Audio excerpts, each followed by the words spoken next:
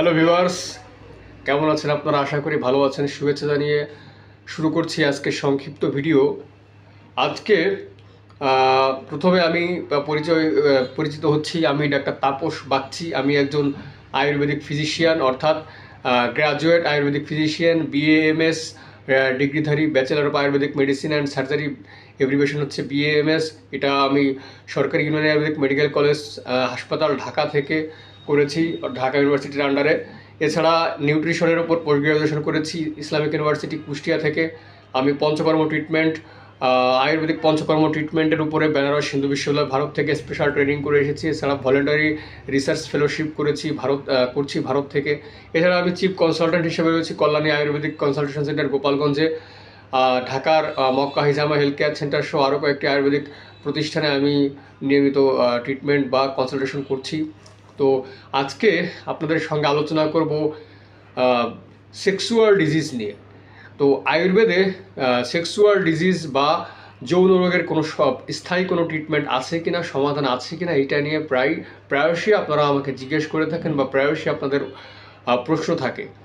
তো দেখেন, আয়ুর্বেদ হচ্ছে একটা কমপ্লিট সায়েন্স, যেখানে শুধু যৌন রোগ কেন, সব ধরনের রোগেরই কিন্তু একটা স্থায়ী বা পার্মানেন্ট সলিউশন কিন্তু আপনি পাবেন।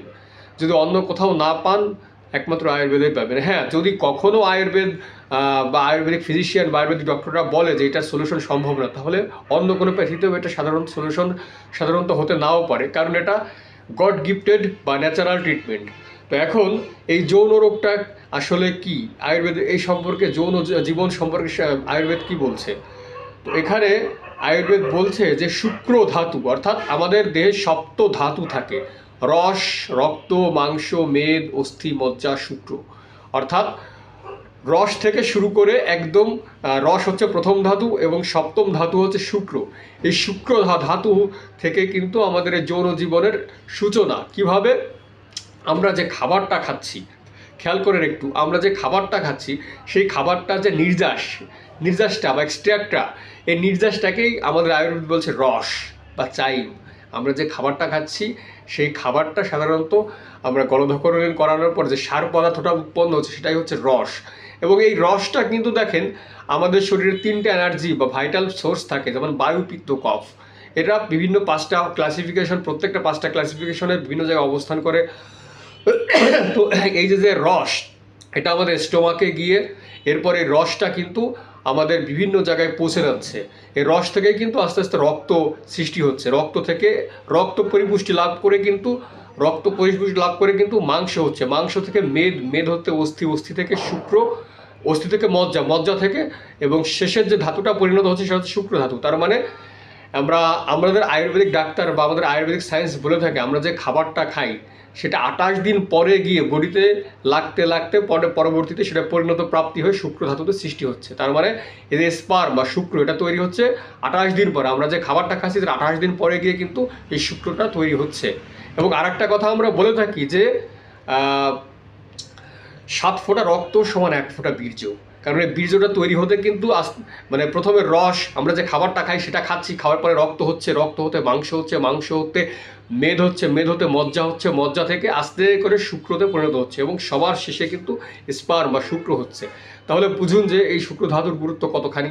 এখন আমাদের এই বর্তমান লাইফস্টাইল বা বর্তমান যে কালচারে, আমাদের ভার্চুয়াল জগৎ, ইন্টারনেট, মোবাইল, এছাড়া ফেসবুক, বিভিন্ন কারণে আমরা কিন্তু বিভিন্ন যৌন উত্তেজক দৃশ্য বা যৌন উত্তেজক জিনিস কিন্তু আমরা সহজে হাতের মুঠোয় পেয়ে যাচ্ছি, বা অনেক অ্যাট্রাকটিভ অ্যাডভার্টাইজমেন্টও কিন্তু আমরা বিভিন্ন জায়গায় গেলে কিন্তু দেখতে পাই। তো এইটার কারণে আমাদের কিন্তু মাইন্ড কনসেন্ট্রেশন ওইভাবে থাকে না। সুতরাং আমাদের ভেতরে সবসময় উত্তেজিত বা কামুকতা প্রবণতাটা কিন্তু বৃদ্ধি পায় বা বেড়ে যায়। এর ফলশ্রুতিতে আমরা কিন্তু যখন একাকী থাকি তখন কিন্তু এই জিনিসগুলো নিয়ে ভাবি, আমাদের মনের ভেতরে সবসময় চিন্তাটা কাজ করে, যার কারণে আমরা কিন্তু ওই জিনিসটা নিয়ে চর্চা করতে করতে কিন্তু আমরা আস্তে আস্তে করে মাস্টারবেশন বা বিপথে গিয়ে আমরা আমাদের শুক্র ধাতু, এই যে প্রাণের সঞ্চয়, অর্থাৎ আমরা যেটাকে মডার্ন সায়েন্স বলছে ইমিউনিটি, হ্যাঁ, তো আমাদের আয়ুর্বেদ এই শুক্র ধাতু থেকে একটা তেজ পদার্থ বের হয়, সেটাকে বলছে ওজো ধাতু। আর এই ওজো ধাতুটার প্রধান স্থান আমাদের হৃৎপিণ্ড বা হার্টে। যার ওজো ধাতু যত বেশি স্ট্রং, সে তত বেশি শক্তিশালী।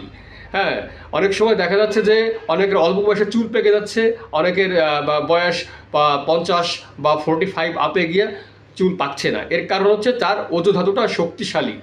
আর যার অল্প বয়সে চুল পাকছে তার ওজো ধাতু দুর্বল, যার কারণে তার তার চুলটা কিন্তু সহজে পেকে যাচ্ছে। আর ওজো ধাতুটাকে আমরা বাড়াবো কীভাবে? আমরা যদি শুক্র ধাতুটাকে ধারণ করি, অর্থাৎ শুক্র অপচয় না করি, তাহলে কিন্তু এই ওজো ধাতুটা কিন্তু বেড়ে যাবে।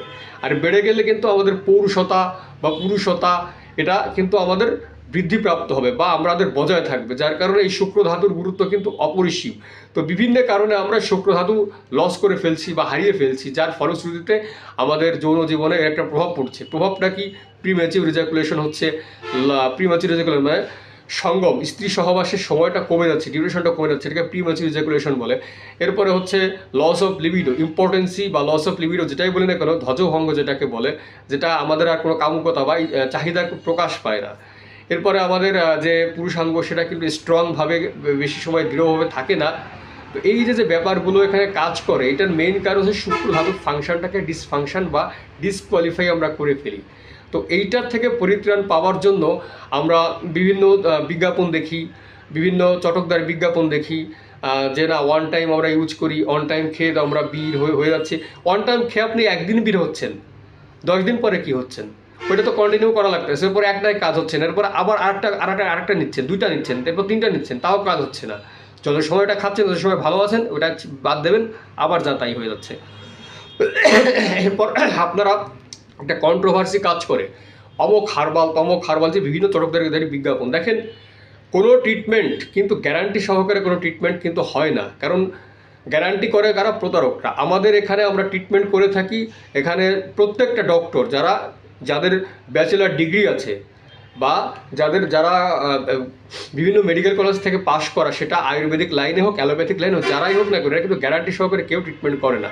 কারণ কি? রোগ ভালো করার মালিক হচ্ছে স্বয়ং সৃষ্টি। গ্যারান্টি করে কারা? প্রতারকরা। আমাদের এখানে আমরা ট্রিটমেন্ট করে থাকি, এখানে প্রত্যেকটা ডক্টর যাদের ব্যাচেলার ডিগ্রি আছে বা যারা বিভিন্ন মেডিকেল কলেজ থেকে পাশ করা, সেটা আয়ুর্বেদিক লাইনে হোক, অ্যালোপ্যাথিক লাইনে হোক, যারাই হোক না করে, এরা কিন্তু গ্যারান্টি সহকারে কেউ ট্রিটমেন্ট করে না। কারণ কি? রোগ ভালো করার মালিক হচ্ছে স্বয়ং সৃষ্টিকর্তা। হ্যাঁ, সৃষ্টিকর্তার। এখানে আমরা কিন্তু সৃষ্টিকর্তা নই, আমরা উপলক্ষ মাত্র। আমরা আপনার রোগটাকে কিওর করতে আমরা আমাদের জ্ঞান, বুদ্ধি, বিবেক, পড়াশোনার মাধ্যমে আমরা চেষ্টা করতে পারি আপনার রোগটাকে রিকভারি করার জন্য, কিন্তু আমরা গ্যারান্টি দেওয়ার কেউ নই। সুতরাং এখানে আপনারা নির্দ্বিধায় একজন আয়ুর্বেদিক ডক্টর বা যারা ব্যাচেলার কোর্স করা আছেন বা আরও পোস্ট গ্রাজুয়েশন করা আছেন, এখন আয়ুর্বেদা এটা আপনি ইংলিশে লিখে সার্চ করলে কিন্তু গুগলে ব্যাপক ইনফরমেশন পেয়ে যাবেন।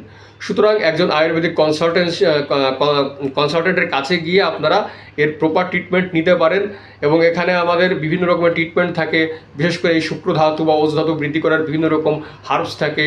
তো যা অশ্বগন্ধা থাকে, এরপরে হচ্ছে আলকুশি থাকে, তারপরে হচ্ছে এরপরে আমাদের আরও যে ওজবর্ধক যে খাবার, যেমন দুধ থাকতে পারে, তারপরে হচ্ছে আরও আমাদের ত্রিফলা থাকতে পারে। তো এই যে ব্যাপারগুলো থাকে, এটা দিয়ে কিন্তু আমরা ওজ ধাতুটাকে বৃদ্ধি করি এবং আরও বিভিন্ন রকমের হার্বস এখানে কিন্তু আমরা অ্যাপ্লাই করে থাকি এবং বিভিন্ন রকমের কম্পাউন্ড ড্রাগ আমরা অ্যাপ্লাই করে থাকি।